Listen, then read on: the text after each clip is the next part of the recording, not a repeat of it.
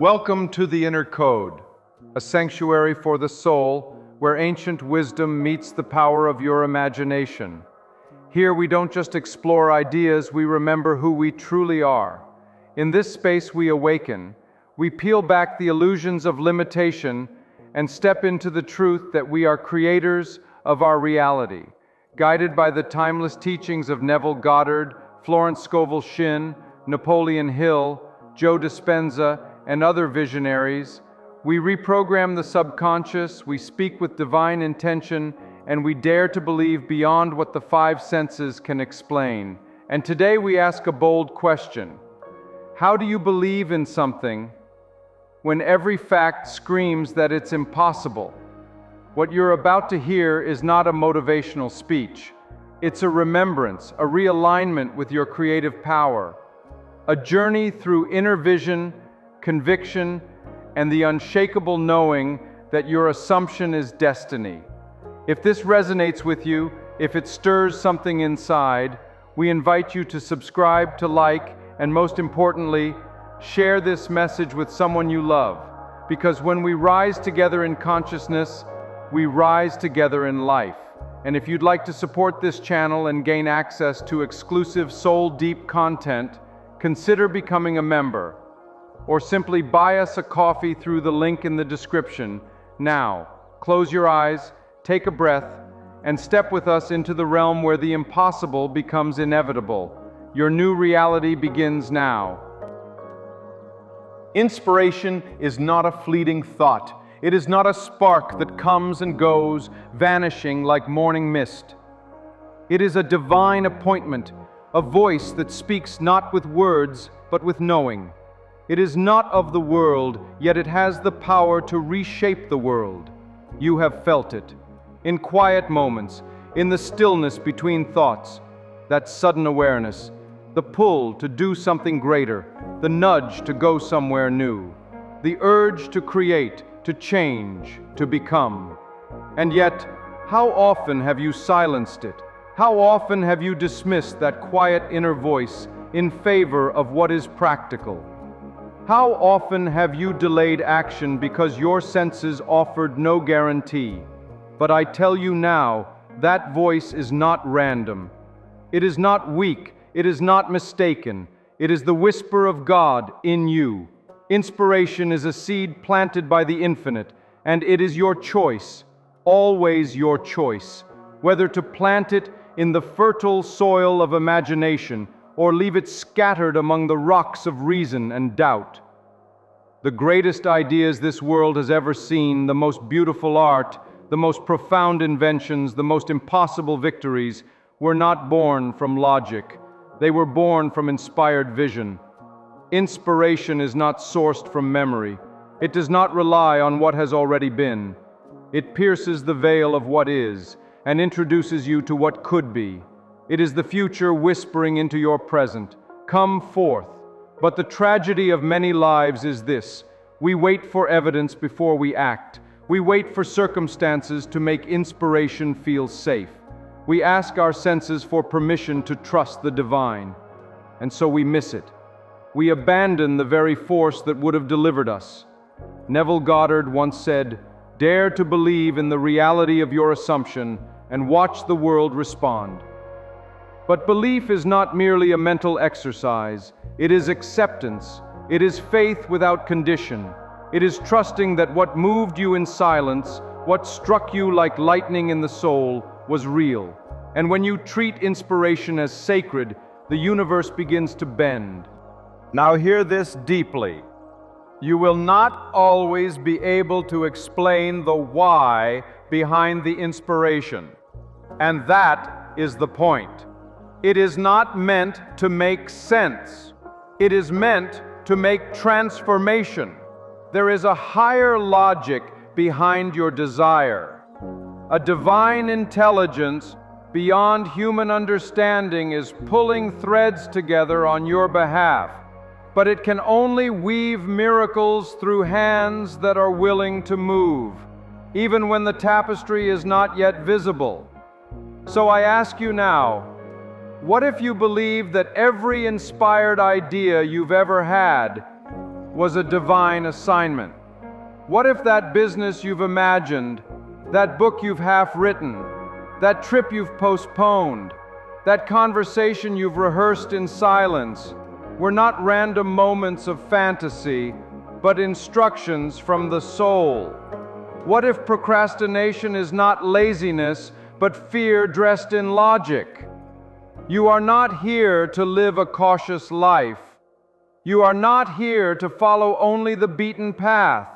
You are not here to exist in perpetual rehearsal. You are here to create, to believe, to respond, to act.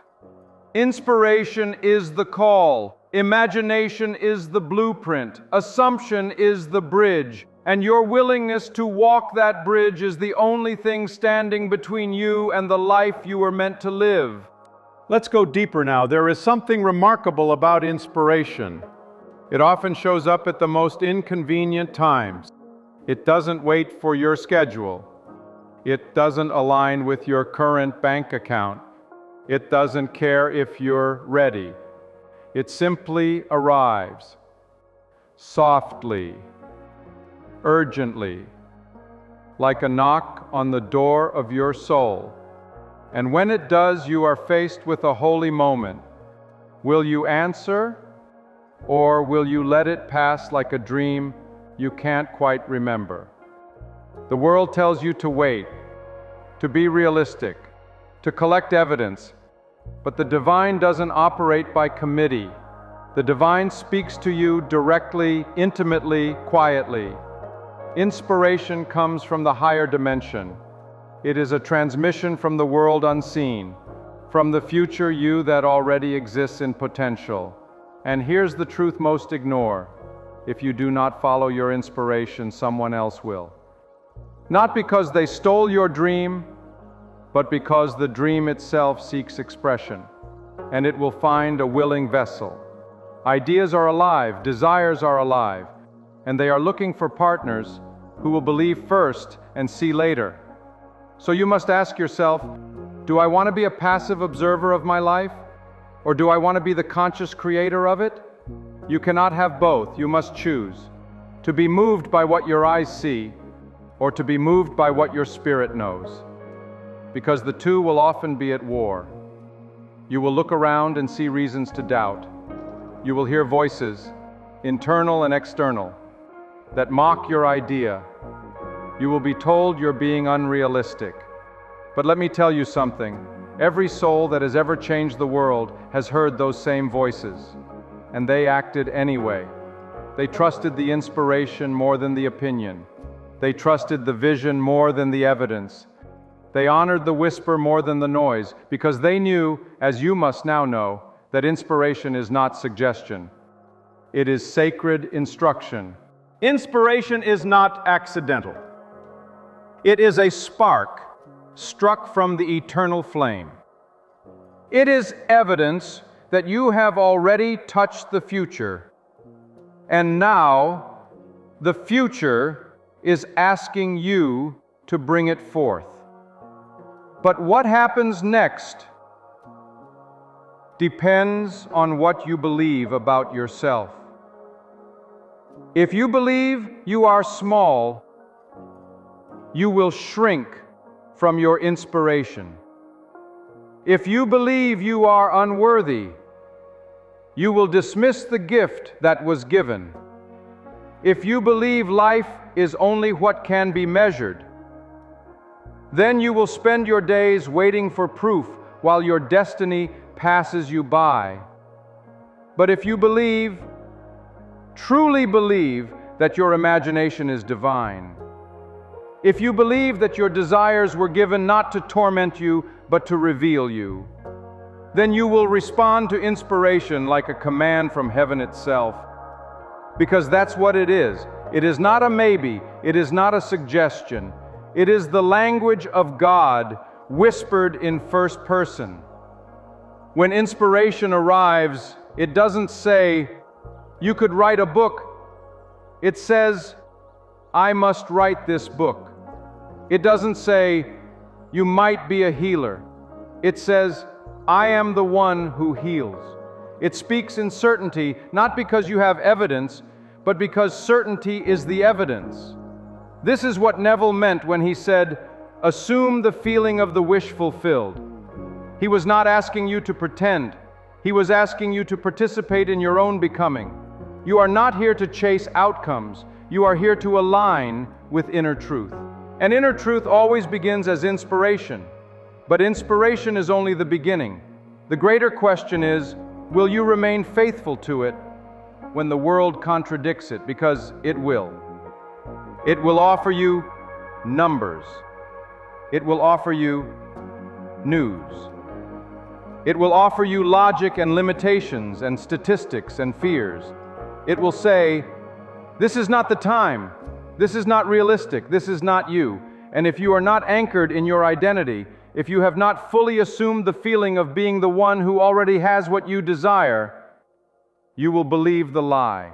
You will make the mistake of waiting for permission from a world that doesn't even know who you are becoming. Listen to me. You do not need permission. You need alignment. You do not need validation. You need vision. And you do not need guarantees. You need God, and God speaks through your inspiration. You are not crazy for wanting more. You are not delusional for imagining better. You are not selfish for dreaming higher. You are simply remembering who you truly are, because the self, the real self, is not bound by current conditions. It is not shaped by what's in your bank account. It is not reduced by what others see in you. It knows what's possible, even when the world laughs. This is why inspiration doesn't come with step-by-step instructions. It doesn't give you a blueprint, a checklist, or a guarantee. It gives you one thing: conviction. A feeling so real, so alive, that to ignore it would feel like death to your soul. That feeling is your compass. When it arrives, you don't analyze it. You don't dissect it. You honor it. You say, yes, I see you. I feel you. I'm ready. And then, even if your legs are trembling, you move. Not because it's easy, but because it's true. This is the sacred dance of the soul, to receive the whisper, to hold the vision, to walk with faith, not because you know the ending, but because the beginning was so clear, so undeniable, that not following it would feel like betraying yourself. And perhaps that's what true hell is, not fire and pain, but the ache of knowing you had the vision and never lived it. So I ask you again, what inspiration have you buried beneath fear? What desire did you talk yourself out of because it didn't make sense? What vision did you abandon because no one else could see it? It's still waiting for you. It hasn't left, because it was yours from the beginning. And when you turn toward it, when you say, I'm ready now, the universe will not punish you for the delay. It will celebrate your return. The moment you say yes to your inspiration fully, completely, doors will begin to open, ideas will sharpen, people will appear, coincidences will align. Why? Because inspiration comes with provision. The moment you step into your new state of being, you enter a new timeline, a new current of divine momentum, and that current begins to carry you. But the current doesn't start until you move. You are the switch. You are the ignition. You are the one who activates the unseen by trusting what can't yet be seen. This is the art of living in the end, not imagining what could be, but being what already is, not hoping, but knowing, not waiting, but walking. And when the mind protests, and it will, you smile gently and say, I was not created to obey fear. I was not created to worship doubt. I was created to remember that I am the vessel of divine ideas. and I am faithful to them. You are not here to entertain inspiration, you are here to obey it. Let that settle. You are not here to flirt with dreams, toy with visions, or gather ideas like shiny objects you never intend to use. You are here to respond, to embody, to give form to what was once formless. Inspiration is not a guest, it is a calling. And when it arrives, it is not asking for your opinion, it is asking for your obedience. And I know that word, obedience, may sound harsh in a world addicted to freedom, to comfort, to choice. But I ask you, what greater freedom is there than becoming the vessel of divine thought? What higher liberty than stepping fully into your God-given power to create? You are not a servant to circumstances. You are not a follower of facts. You are the operant power, the one through whom inspiration becomes incarnation. Every time you deny that, you break a contract with the divine. Not because God is angry, but because God was trying to move through you. Do you understand? You are not just receiving inspiration, you are the one chosen to deliver it. The book that will heal, the voice that will awaken, the business that will free, the idea that will ripple through generations. And if you say not now, if you say I'm not ready, if you say I don't see how, you delay miracles not only for yourself, but for others who were meant to be blessed through your obedience. You are the midwife of miracles, and the labor pains you feel, the tension between who you've been and who you are becoming, that is inspiration knocking harder, because it's time, and it won't let you rest until you rise. You may feel afraid. Good. That means the vision is bigger than your ego. You may feel unqualified. Perfect. That means your qualifications will come from faith. You may feel alone, but you are never alone when you walk in inspiration. You are surrounded by the unseen, by legions of divine intelligence, rearranging the world on your behalf. But they cannot act without your consent, and that consent must come in the form of movement. Not thinking, not waiting, not over-planning. Movement. You don't need to know the whole staircase. Just take the first inspired step. Neville taught us, you rise by assumption. But assumption is not passive. It is not wishing. It is not hoping while still believing in lack. It is becoming. You assume wealth by living in abundance before the bank account proves it. You assume love by embodying wholeness before the partner appears. You assume impact by speaking your truth before anyone claps. That is faith. That is power. That is the posture of one who trusts inspiration as law. Let me tell you something most won't. Inspiration will offend your comfort. It will ask for more than what your current identity feels ready to give. It will stretch your faith, break your routines, threaten your familiar patterns of smallness. Why? Because inspiration isn't trying to improve the old you. It's trying to replace you. The you that was afraid, the you that needed proof, the you that waited, that version of you cannot carry the vision forward. So inspiration shakes the walls, it rattles the cage, it burns the bridge back to who you were. Not to punish you, but to free you.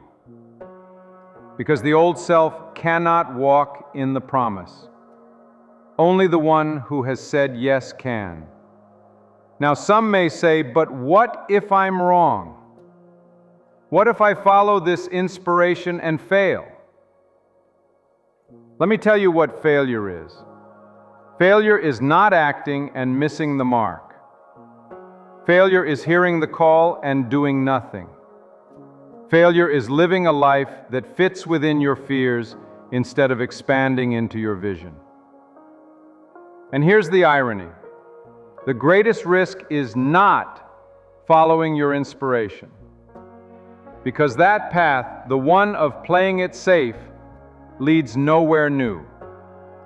It keeps you circling the same mountain, year after year, idea after idea, desire after desire, until your soul begins to starve. But when you follow inspiration, truly follow it, you come alive. You wake up, you walk different, you speak different, you radiate conviction. And the world which once ignored you now begins to rearrange itself to match you. People say, "How did you do it?" And you answer, "I listened, I trusted, I moved." That is the formula. That is the mystery. That is the miracle. And it is available to you now, not someday, not when you're more ready, not when you're more educated or more supported or more healed. Now. This moment is your threshold. The voice inside you has been whispering the same dream for months, maybe years. It hasn't changed because you haven't acted. And that's okay, because now you know. Now you're listening. And now the only question that remains is, will you rise? Will you honor the inspiration? Will you step into the unknown with trembling hands and a steady heart? Will you trust that the very desire within you contains the path to its own fulfillment? If you do, if you say yes and mean it, then the world you see today will not survive the week, because you will have changed. And when you change, everything changes. Close your eyes for a moment. Feel it, that quiet pull in your chest, that subtle fire in your belly, that breathless ache to become more than you've allowed yourself to be. That is not imagination. That is not fantasy. That is truth. That is your soul remembering who you are. That is inspiration echoing through the corridors of your consciousness, begging to be born. And it does not care what the world thinks of you. It does not care how many mistakes you've made, how many years you've wasted, or how long you've lived beneath your power. Inspiration is not looking at your past, it is looking at your potential, and it is knocking. It does not speak in noise, it speaks in silence, and yet it thunders across eternity when you finally say, "Yes, I will. Let it be me." That is all God ever needed from you. Not perfection, not certainty, not readiness, just a willing heart. A soul brave enough to say, "I believe in what I feel more than what I see," because this is how the world changes. Not with strategy alone, but with courage. Not with plans, but with vision. Not with credentials, but with conviction. You were not chosen to repeat what has been. You were chosen to reveal what is possible. And if you've heard nothing else, hear this. The world is waiting for the version of you that obeys inspiration. The world doesn't need more noise. It doesn't need more imitation. It needs your authentic frequency, the pure vibration of a soul on fire with purpose. When you follow inspiration, you don't just change your life, you become a lighthouse, a living permission slip. Every time you obey the whisper, you awaken someone else who was watching silently, waiting for proof that it was safe to believe again. You are not just manifesting, you are leading. You are not just creating, you are liberating. You are not just dreaming, you are becoming the evidence that God is still speaking through people like you. And if you forget, as you will, if the world tempts you back into fear, as it often does, return to this truth. The feeling is the secret, not the circumstance, not the timing, not the applause. The feeling of already being it is what reshapes reality. So feel it now. Feel what it's like to have followed the inspiration, to have said yes, to have obeyed the voice even when it made no sense. Breathe in the gratitude. Breathe in the awe. Breathe in the stillness of knowing I did not betray my soul this time. That is the greatest success you will ever know. To be faithful to the voice within, to die with nothing unlived. This is the way of the inspired. This is the path of the imaginal act. This is the life of the awakened creator. So take the step. Speak the word. Write the truth. Launch the vision. Call the person. Create the thing. Don't wait for the fear to leave. Don't wait for the clarity to arrive. Don't wait for permission. Inspiration has already voted. Now it's your turn, and you are ready. You always have been. So as we close this sacred space together, may you never again ignore the whisper. May you never again delay what sets your soul ablaze. And may you walk with the knowing that every time you act on divine inspiration, you bring heaven closer to earth.